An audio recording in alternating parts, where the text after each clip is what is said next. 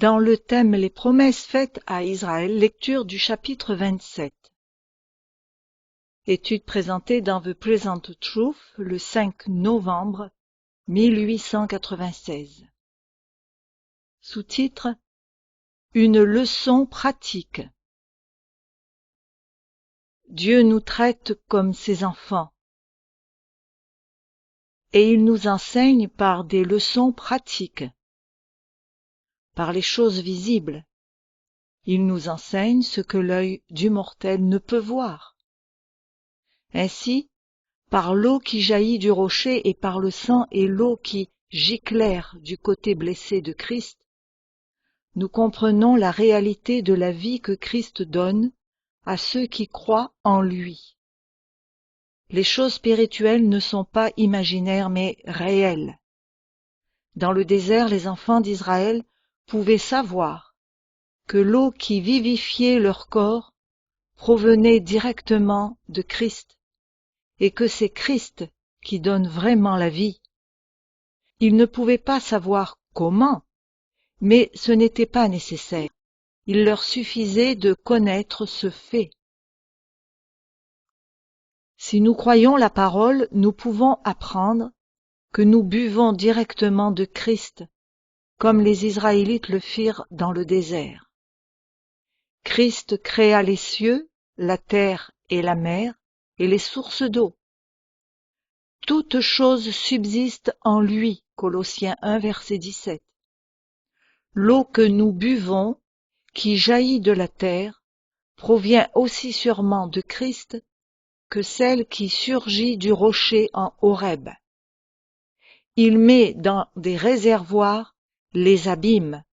Psaume 33, verset 7.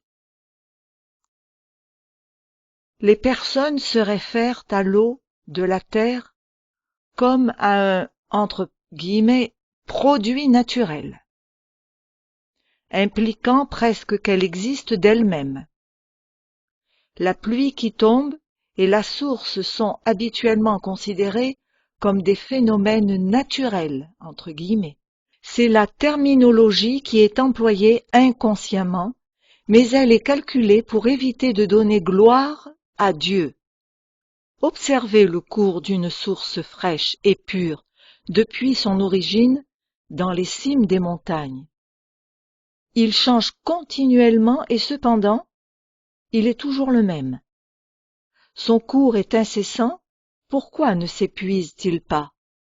Y a-t-il un réservoir d'une capacité infinie dans le cœur de la terre, qui fait que la source jaillit sans interruption et sans jamais diminuer son débit? N'y a-t-il pas quelque chose de merveilleux dans ce débit constant? Oh non, dit celui qui se croit instruit. Il s'agit de quelque chose de tout simple. L'eau qui s'évapore de la terre monte pour former les nuages, et ceci libère la pluie, qui maintient le débit constant. Mais qui déclenche la pluie? Mais l'Éternel est Dieu en vérité, il est un Dieu vivant et un roi éternel. À sa voix les eaux mugissent dans les cieux. Il fait monter les nuages des extrémités de la terre. Il produit les éclairs et la pluie. Jérémie 10, versets 10 à 13. Il est le Dieu vivant et les actions de la nature ne sont que les manifestations de son incessante activité. Sans doute les Israélites dans le désert cessèrent bien vite de considérer la source d'eau qui surgit du rocher comme quelque chose de miraculeux. Il est probable que beaucoup n'eurent jamais aucune pensée à ce sujet, pas même au début, excepté pour constater qu'elle était utile pour apaiser leur soif. Mais son jaillissement année après année étant devenu une chose familière, le côté merveilleux diminua jusqu'à disparaître complètement. Ils eurent des enfants pour lesquels c'était comme si elle avait toujours existé. Pour eux, ce devait être comme une cause naturelle, entre guillemets, qui n'avait rien de différent de n'importe quelle autre source qu'ils pouvaient voir sourdre. De cette façon, la grande source fut oubliée, comme c'est le cas aujourd'hui. Vous pouvez être sûr que ceux qui attribuent tout à la nature et qui ne connaissent ni ne glorifient Dieu comme la source immédiate de tout don terrestre feraient la même chose au ciel s'ils y étaient admis. Pour eux, le fleuve d'eau vive qui jaillit éternellement du trône de Dieu ne serait rien d'autre qu'un phénomène naturel. N'ayant pas compris l'origine de son jaillissement, ils le verraient comme un fait ordinaire, ne glorifiant pas Dieu. Celui qui ne reconnaît pas Dieu dans ses œuvres dans ce monde sera aussi peu soucieux de lui sur la nouvelle terre.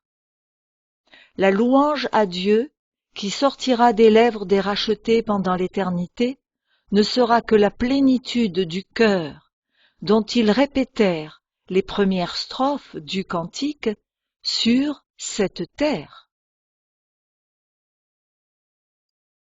Sous-titre: Reconnaître Dieu. Ouvrez les guillemets. Reconnais-le dans toutes tes voies, et il aplanira tes sentiers. Fermez les guillemets. Proverbe 3, verset 6. Quand Dieu dirige les voies d'un homme, elles sont toujours parfaites, comme celles de Dieu lui-même. Ouvrez les guillemets. Quel est l'homme qui craint l'Éternel? L'Éternel lui montre la voie qu'il doit choisir. Fermez les guillemets. Psaume 25, verset 12. Celui qui voit et reconnaît Dieu dans toutes ses œuvres, et qui est reconnaissant en toutes choses, aura une vie juste. Considérez le don de l'eau que nous employons continuellement.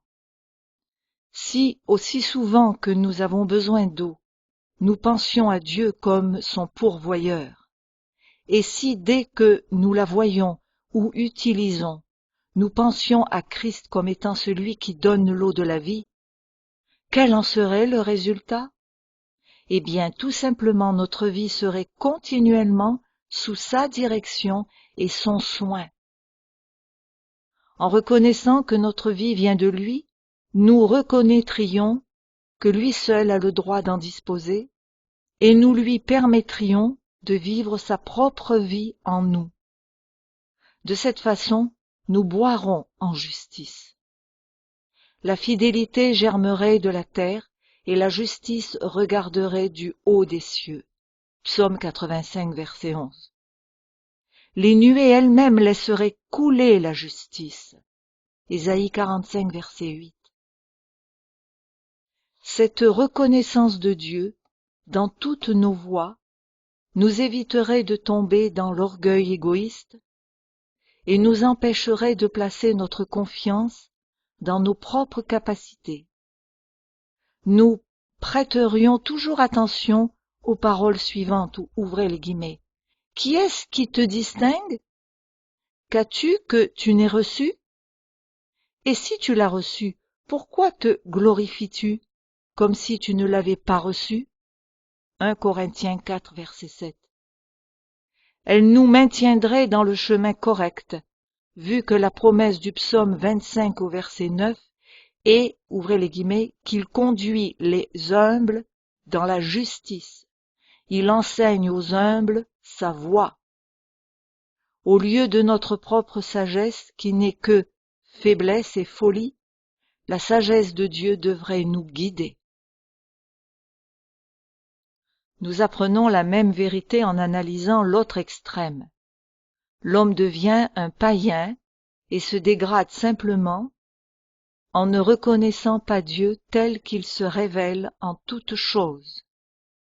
Il n'y a aucune excuse pour les ténèbres épaisses dans lesquelles ils se sont jetés. Ouvrez les guillemets. Puisque, ayant connu Dieu, ils ne l'ont point glorifié comme Dieu, et ne lui ont point rendu grâce, mais ils se sont égarés dans leurs pensées, et leur cœur sans intelligence a été plongé dans les ténèbres.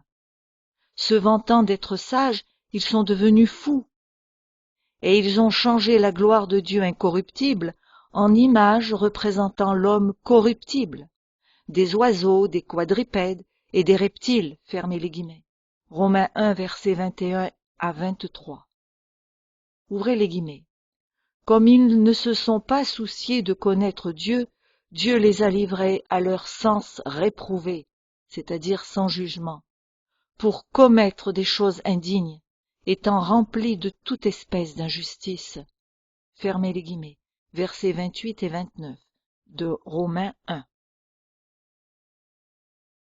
Il en fut ainsi des Israélites, lesquels furent autorisés à assister aux œuvres merveilleuses de Dieu, sans qu'ils le reconnaissent en elles. Et ces jours-là, ils firent un veau, ils offrirent un sacrifice à l'idole, et se réjouirent de l'œuvre de leurs mains. Acte 7, verset 41. Ils échangèrent leur gloire contre la figure d'un bœuf qui mange l'herbe. Ils oublièrent Dieu leur Sauveur, qui avait fait de grandes choses en Égypte, des miracles dans le pays de Cham, des prodiges sur la mer Rouge. Fermez les guillemets. Psaume 106, versets 20 à 22. Mais il n'y avait aucune raison pour qu'il en fût ainsi, ni qu'il en soit ainsi aujourd'hui. Dieu conduisait les enfants d'Israël pour les implanter sur la montagne de son héritage, dans le lieu qu'il s'était choisi pour demeure, dans le sanctuaire que ses mains avaient élevé, et tandis qu'ils se dirigeaient vers lui, il les faisait participer aux délices de ce lieu.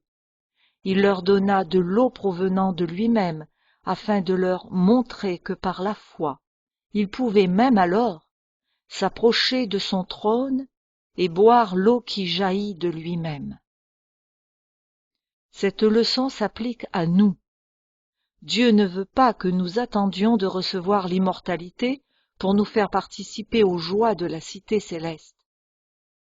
Grâce au sang de Christ, nous pouvons nous approcher avec confiance du lieu très saint de son sanctuaire. Nous sommes encouragés à nous approcher fermement de son trône de grâce pour trouver la miséricorde. Sa grâce ou faveur est vie et coule comme un fleuve d'eau vive. Puisque nous sommes autorisés à accéder au trône de Dieu, d'où jaillit le fleuve d'eau vive, rien ne nous empêchera d'en boire, surtout si elle nous est offerte gratuitement. Apocalypse 22, verset 17. Ouvrez les guillemets. Heureux ceux qui habitent ta maison, ils peuvent te célébrer encore. Fermez les guillemets. Psaume 84, verset 4. Par les choses que nous voyons, nous pouvons connaître l'invisible. Si nous contemplons et connaissons Dieu à travers ses œuvres et dans toutes nos voies, même sur cette terre, nous demeurerons en toute certitude dans la présence immédiate de Dieu, et nous le louerons continuellement comme les anges le font au ciel. Ouvrez les guillemets. Planté dans la maison de l'Éternel, il prospère dans les parvis de notre Dieu, il porte encore des fruits dans la vieillesse. Ils sont pleins de sève et verdoyants, pour faire connaître que l'Éternel est juste. Il est mon rocher, et il n'y a point en lui d'iniquité. Fermez les guillemets. Psaume 92, versets 14 à 16. Ouvrez les guillemets. Combien est précieuse ta bonté, ô Dieu! À l'ombre de tes ailes, les fils de l'homme cherchent un refuge. Ils se rassasient de l'abondance de ta maison, et tu les abreuves au torrent de tes délices. Car auprès de toi est la source de la vie, par ta lumière, nous voyons la lumière. Fermez les guillemets. Psaume 36, versets 8 à 10. Sous-titre. L'Éden ici maintenant. Notez l'expression, ouvrez les guillemets, tu les abreuves au torrent de tes délices. Fermez les guillemets. Le mot hébreu traduit par délices est Éden. Il signifie plaisir ou délice. Le jardin d'Éden est le jardin des délices.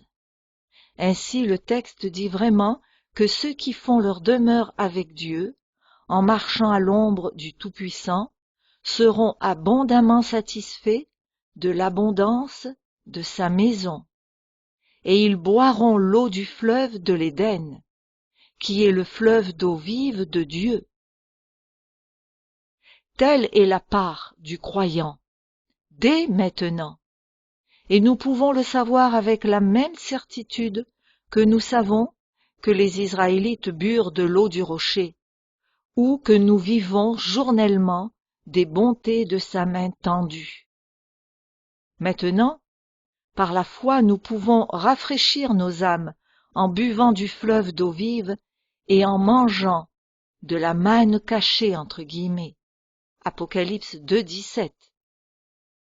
Nous pouvons manger et boire la justice en mangeant et en buvant la chair et le sang du Fils de Dieu. Ouvrez les guillemets. Et il me montra un fleuve d'eau de la vie, limpide comme du cristal, qui sortait du trône de Dieu et de l'agneau. Fermez les guillemets. Apocalypse 22, verset 1. Sous-titre: Des fleuves d'eau vive. Dieu bénit les personnes pour qu'elles soient à leur tour une bénédiction pour les autres. Dieu dit à Abraham, ouvrez les guillemets, je te bénirai, je rendrai ton nom grand, et tu seras une source de bénédiction. Fermez les guillemets. Genèse 12, verset 2. Il doit en être ainsi de tous ses descendants. Donc, lisons les paroles de Christ qui peuvent s'accomplir pour nous aujourd'hui et chaque jour si nous les croyons. Ouvrez les guillemets. Si quelqu'un a soif, qu'il vienne à moi et qu'il boive. Celui qui croit en moi, des fleuves d'eau vive couleront de son sein, comme dit l'Éternel. Il dit cela de l'Esprit qui devait recevoir ceux qui croiraient en lui. Fermez les guillemets. Jean 7, versets 37 à 39. Comme Christ était le temple de Dieu, et son cœur le trône de Dieu, nous aussi nous sommes le temple de Dieu, afin qu'il demeure en nous. Mais Dieu ne peut rester confiné dans un lieu. Nous ne pouvons pas enfermer hermétiquement le Saint-Esprit dans le cœur. S'il est là, on verra briller sa gloire. Si l'eau de la vie coule de l'âme, elle jaillira vers les autres. Comme Dieu était en Christ, réconciliant le monde avec lui-même. Il fait aussi sa demeure dans les vrais croyants, en mettant en eux la parole de la réconciliation, faisant d'eux ses représentants au nom de Christ, afin de réconcilier les hommes avec lui. Le merveilleux privilège de participer à l'œuvre de son Fils unique revient à ses fils adoptifs. Comme lui, ils deviendront aussi des ministres de l'Esprit, pas simplement des ministres envoyés par l'Esprit, mais ils devront officier par le Saint-Esprit, en devenant des demeures pour Dieu, afin de reproduire nouvellement Christ devant le monde.